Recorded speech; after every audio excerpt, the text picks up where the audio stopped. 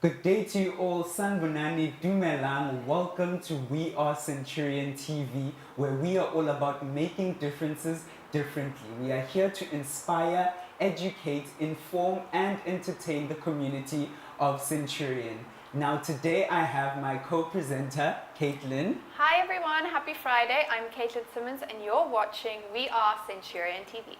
Now we are so excited because today we have an IEC delegate official here to talk to us about the importance of voting and things we should be expecting when we are going to those voting stations. So today, welcome with us, Mr Clement Ntlailane. Thank you very much. Good morning, Kathleen. Good morning, Kutlano. And I'm glad to be on the set on We Centurion TV. Yes, thank you so much for being with us. We really do appreciate you taking the time to come to our channel to speak to our viewers. Thank you. No, that is highly appreciated, and it's really an honor for the IEC to be on site today.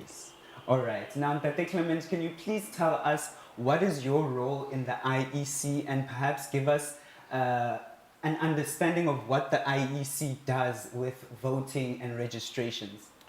Yeah, well, as I've already introduced myself, Clement Ntlailane, my role is in the city of Tshwane, an outreach official. So I am in charge of the division that manages outreach and giving out information to the public mainly.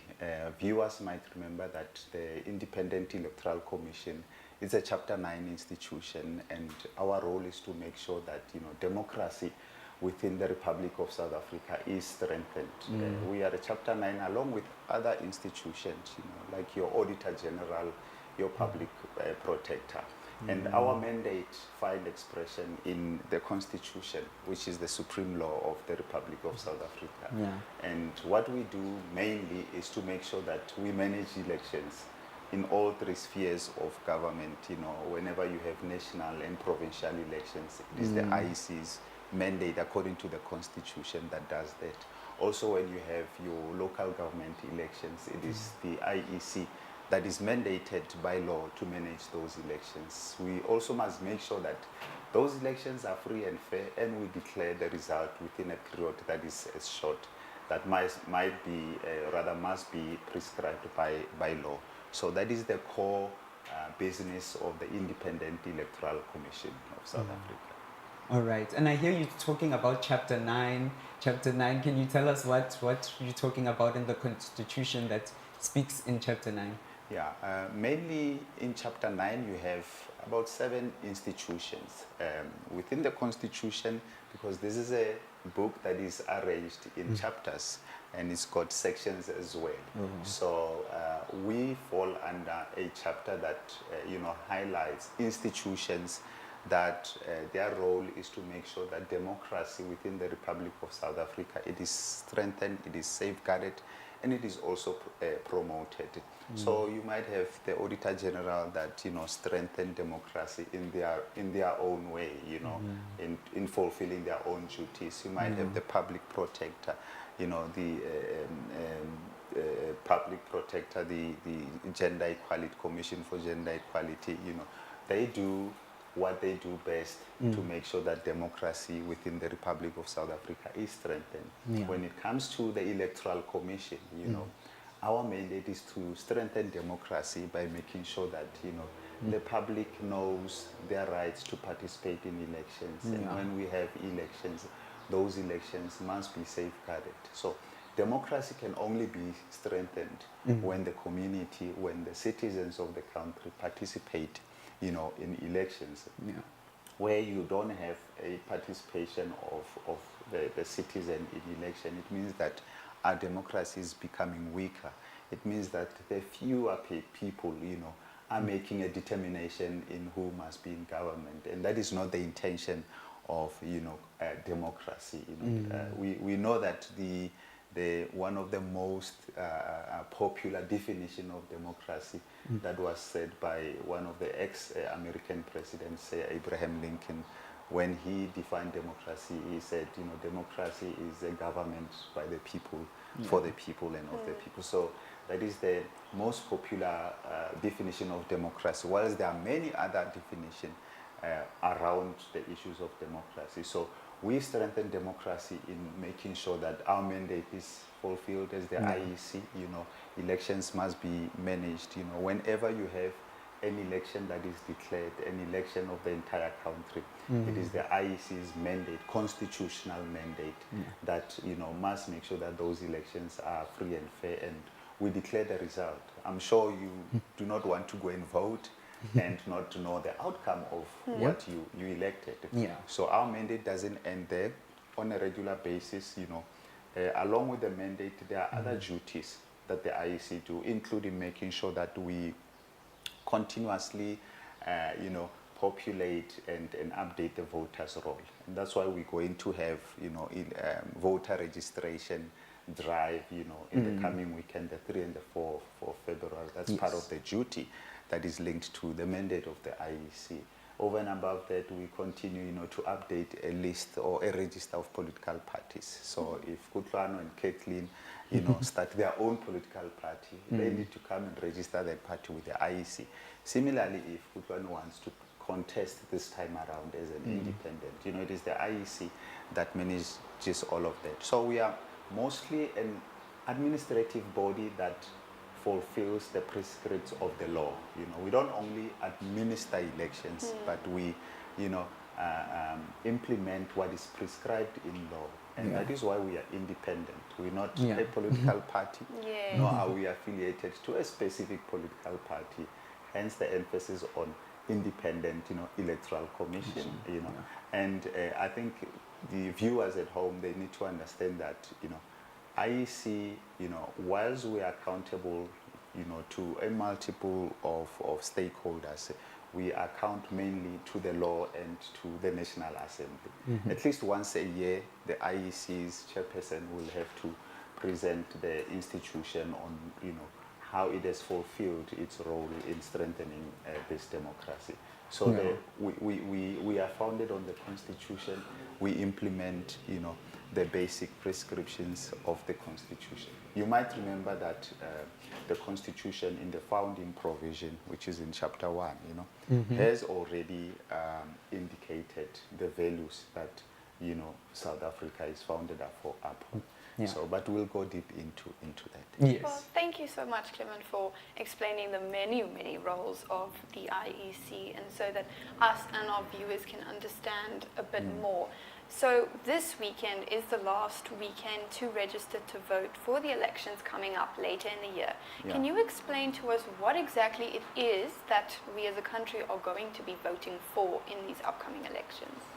Well, these coming elections are going to be interesting. Remember, this is our 7th, you know, democratic elections, national elections. You know, this is our 7th one, and we are 30 years this year in democracy since the dawn of democracy in 1994. So we are, as a citizen, you know, a voter will be voting for national and provincial elections. It's separate elections, but they take place in the same day. You know, if it was possible, we would have national elections on one day and provincial elections on another day. That is why historically you would basically receive 2 ballot papers, your national ballot paper and your provincial ballot paper. But this time around, with the introduction of independent candidates, you know, there would be an introduction of a 3rd ballot paper, and that is the regional ballot paper, whereby, you know, political parties along with independent candidates would be voted for on that particular regional ballot paper. So you, as a citizen, you know, you elect, you know, members of the National Assembly, you know, who are coming from political party on a national ballot paper. So it's only political parties that will be enlisted. We don't have the final number of political parties that will be contesting, because, you know, the process must still open for all the political parties that are, you know, listed with the IEC, and those that are still intending to come and list themselves, register with the IEC. So we would know at the time, you know, when the election timetable is publicized and the closing date for those parties that want to come and contest to indicate. So we'll know the total number of how many political parties would be on that national ballot paper, so that a voter can now, you know, make a selection of one specific political party who would then, represent them at the National Assembly. So there's 200 seats out of the 400 seats in Parliament that are reserved for strictly political party on a APR ballot. And there's a further 200 of that 400 seats in the National Assembly who would be contested by independent candidates along with political parties. So you'd have a list of independent candidates from different regions or provinces, as we refer to it, but not contesting on the provincial level, but representing their province, or a region, as we refer to it, on that regional ballot. So on the regional ballot, you're going to have independent candidates along with political parties for a voter to make a selection if they want to elect somebody who's an individual, this person not coming from a specific political party or representing a specific political party, but representing themselves, will be elected on that regional ballot. And obviously across 9 provinces, you have a unique ballot paper, for each province, which is a provincial ballot paper. So that's why we're going to have 3 ballot papers. So that provincial ballot paper, because again of independent candidates, you're going to have political parties who are contesting along with independent candidates on the provincial ballot. Hence the 3 ballot paper for the first time, especially for us in metro municipalities. We've never had to vote using 3 ballot papers. Yes, all right. And I'd like to get into the nitty-gritties of who is actually eligible to actually go and register to vote. And perhaps also, can you tell us what are the documents that the viewers need to be knowing of so that when they go to these voting stations tomorrow and Sunday, what do they need? Yeah, in eligibility according to law, we have our legislative prescripts that dictates or prescribes all of these processes. It's not something that we make up, we wake up and decide, oh, no, I know Kutlwana, so it means that I can allow them to vote because, or maybe I grew up with a clean, and because I know their family background and where they're coming from, they're South African, I can vouch. You will need a documentation. So to be eligible to can register, you need to be 16 years or older. Even though at 16 you can register to vote, but you will only vote when you are 18 years of age. So that's what the law prescribes. And in terms of documentation, there are only 3 documentation that the Home Affairs regard as an identity, and that is either your green barcoded ID, like for some of us who still have that, or your smart card, or alternatively your temporary identity certificate that is still valid. So only those 3 documents are, are required when you are registering to vote. However, I must also indicate that, in order to check or inspect if you are registered to vote when you go to the IEC's voting station, you can simply give them your identity number, your ID number. They will be able to check, even though they will not be able to make changes. If you are not registered to vote, they will not be able to further assist you to register to vote. And if you need to change your address where you reside so that you change your voting station, they will not be able to assist you without you having an identity of some sort of those 3 that I did mention. As you mentioned now, if you do change your residential address, what does the process look like of having to change where you vote, and why is it important to go and vote in your specific area? Yeah, for the first time, during this year's national and provincial election, you will have to register where you reside and vote where you are registered. So that is the principle that we've always upheld during our local government elections, because we vote for councillors, ward councillors, PR councillors. But this time around, during national and provincial elections, a voter needs to specifically provide their physical address upon registering, so that the IEC can now locate a voter on a specific segment of the voters roll. We have a national common voters roll, which is mainly a list of everybody who is registered to vote. So in order for efficiency and providing service, around a network of the 23,300 or so voting stations located across the country, when you go to a specific voting station, they have a segment of the voters roll, which now provides for it's a list of those that are serviced by that specific voters roll.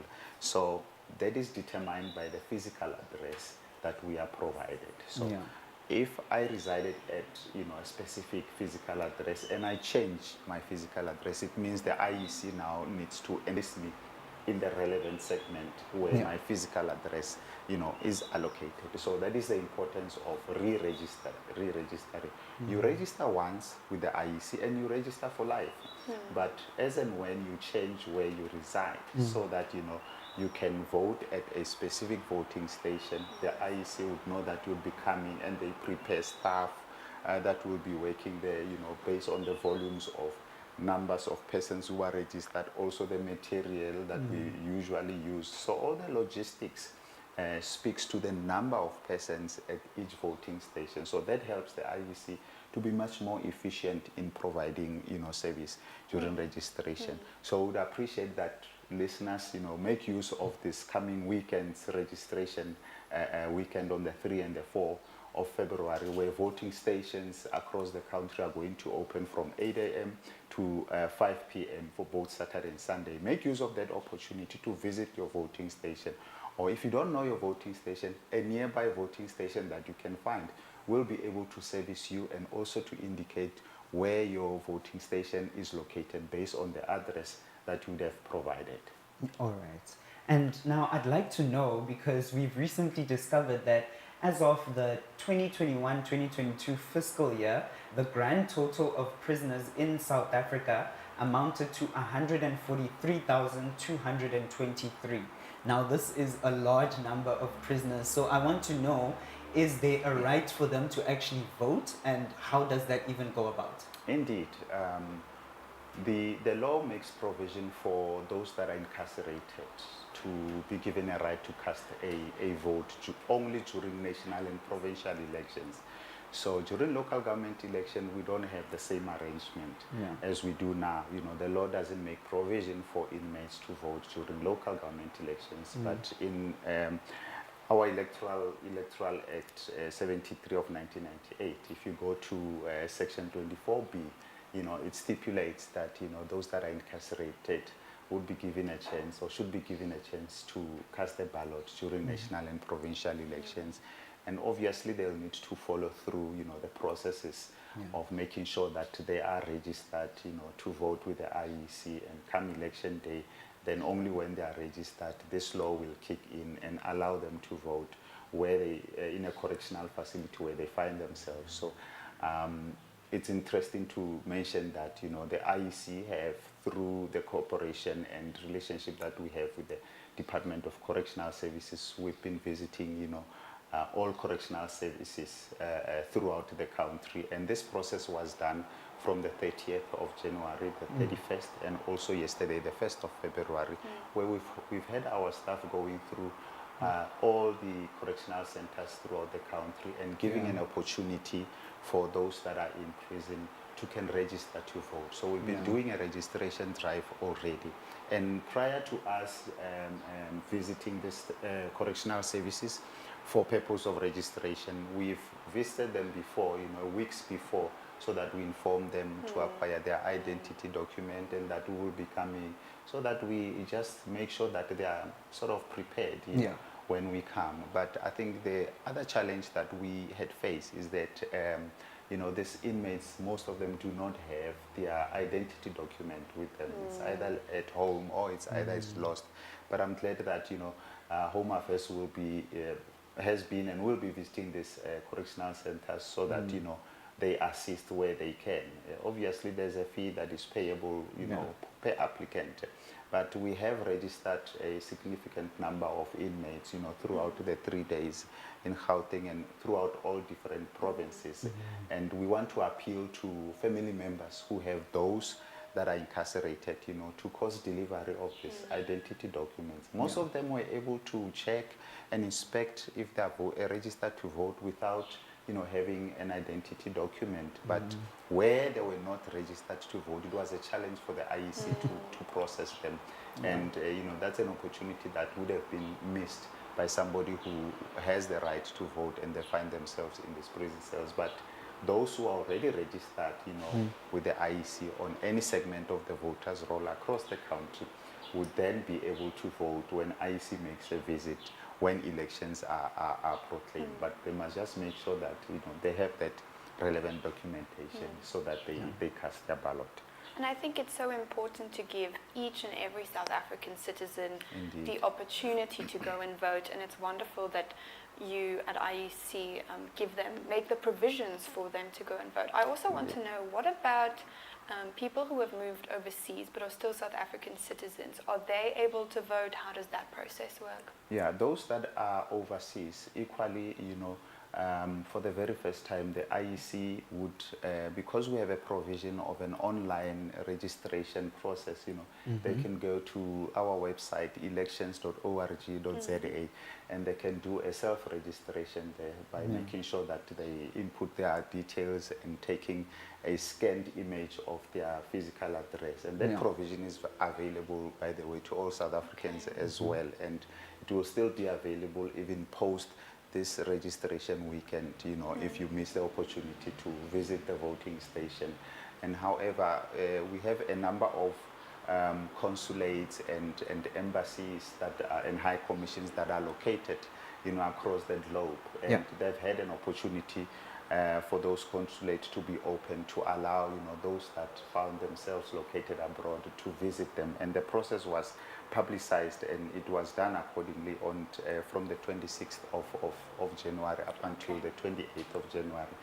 Consulates and high commission and embassies located across the globe, opened their doors and made provision for those that find themselves in those specific countries to come. And so we had a voting station that was operational abroad at an embassy, and the time allocation was that 3 days. So over and above the 3 days, South African citizens who are across, the globe, who find themselves overseas, can still go online. And I must indicate that the online provision of registration continues.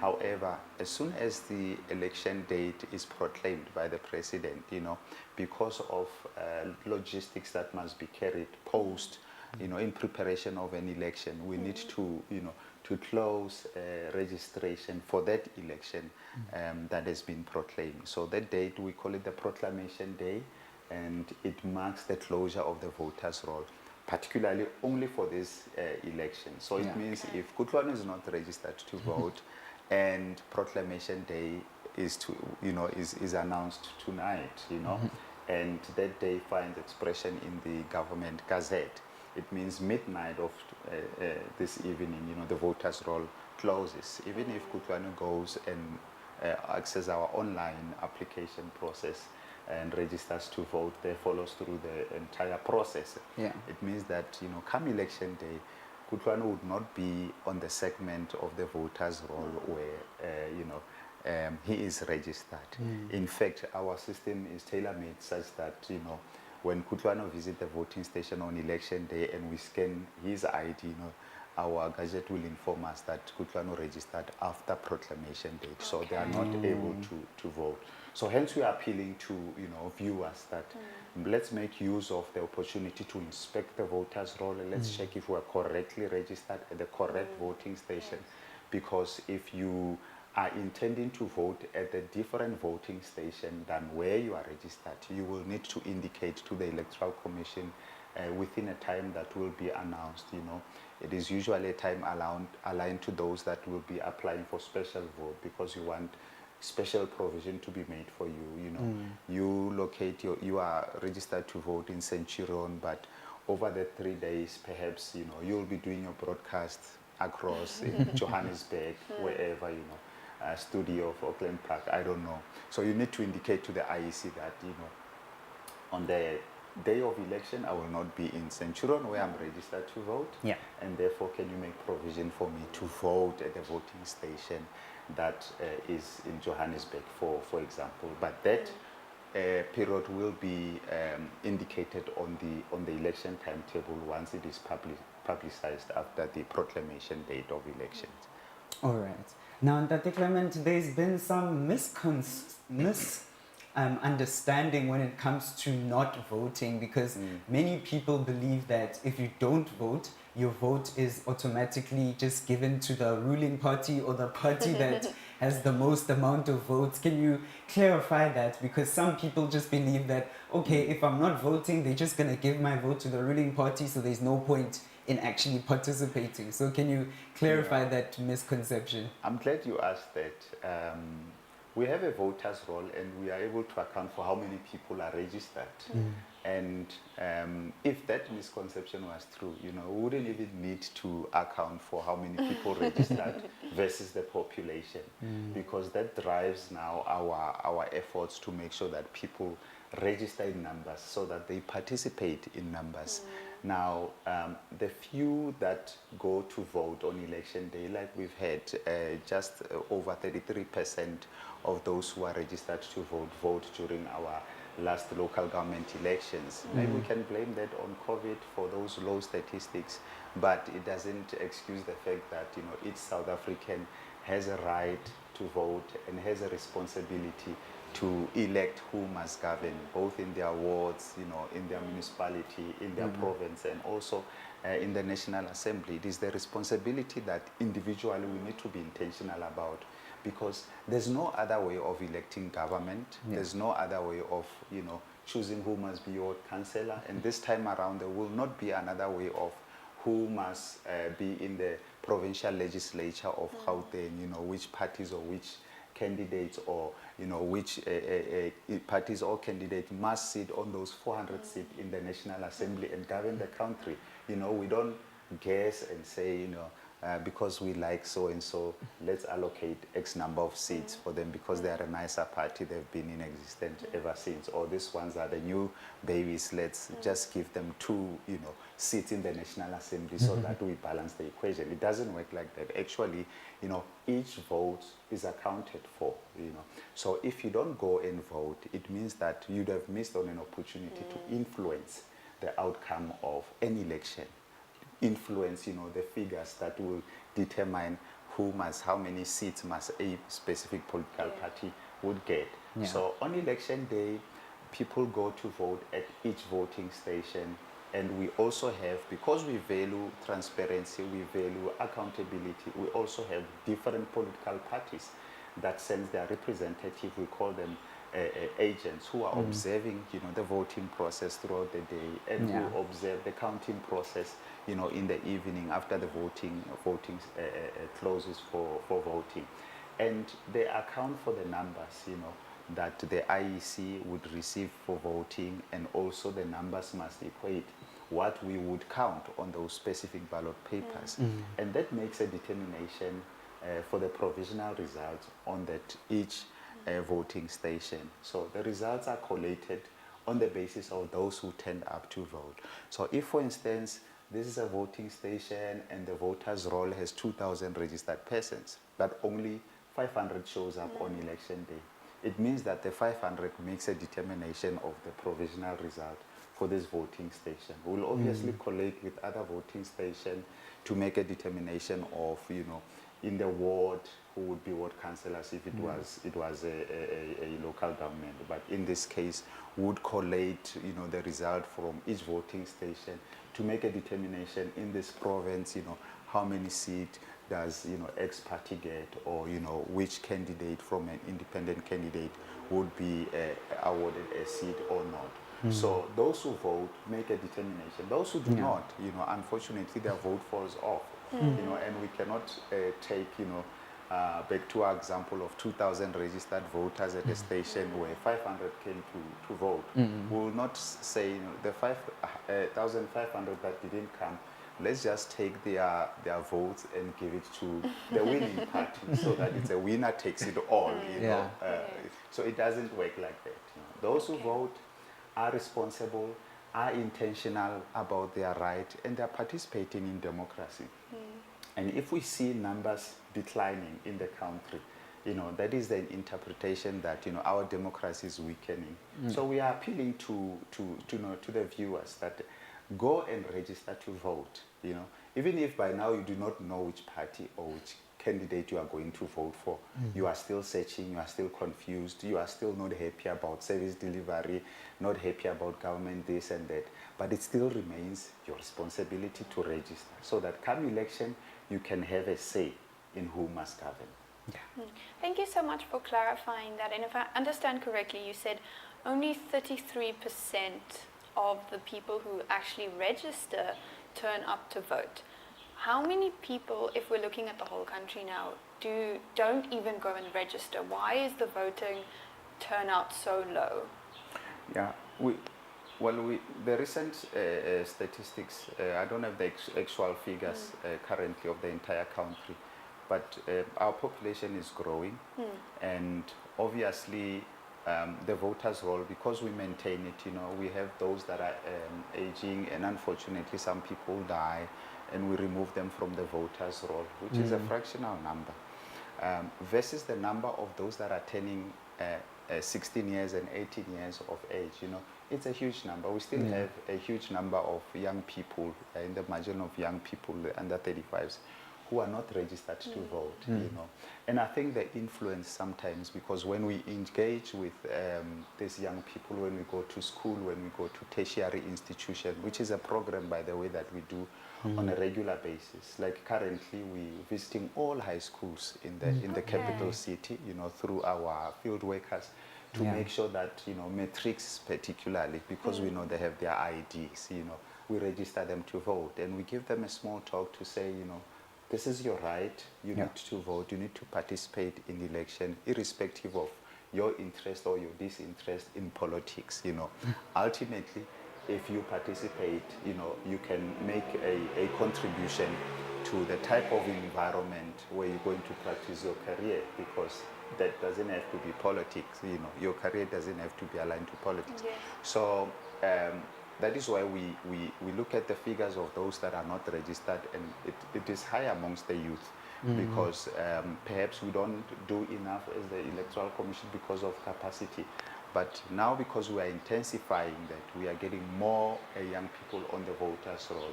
And the observation is that where young people know their rights to vote and they understand the importance of voting, they participate in numbers. We've seen a high number of young people participating, of those who are registered to vote. But if we compare the number of the young persons who are registered to vote versus those that are not registered to vote, it's still a huge number, and more work needs to be done there. So we are appealing also to viewers that, if you have a young person at home, in your society, in the workplace, or wherever you find yourself, you need to encourage them to participate in democratic processes. And they don't need to be stronger politically, They just need to take a responsibility as a citizen who have best interest at heart of the affairs of their country. Because in so doing, a young person is indicating that they care of the future of their country. Similarly to, those who've been voting since 1994, they did so because they care of the future. Things might not have worked out in between, but hey, they had a say in who must govern. So the things that you are not happy about should be the reasons why you need to go and vote. Because if you're not happy about something, and then you don't participate, it means you leave in that decision to somebody else. And who must it be? Unfortunately, those that have been voting since 1994, they are aging. People are growing up daily. We are aging. Our parents are now grandparents. We are parents. So, our youth are soon to be parents. They are going to be the ones who are the adults of this future, of this country rather. So if they don't participate in the affairs of who must govern, how their country must be run, who is going to make the determination, especially when, we are no more.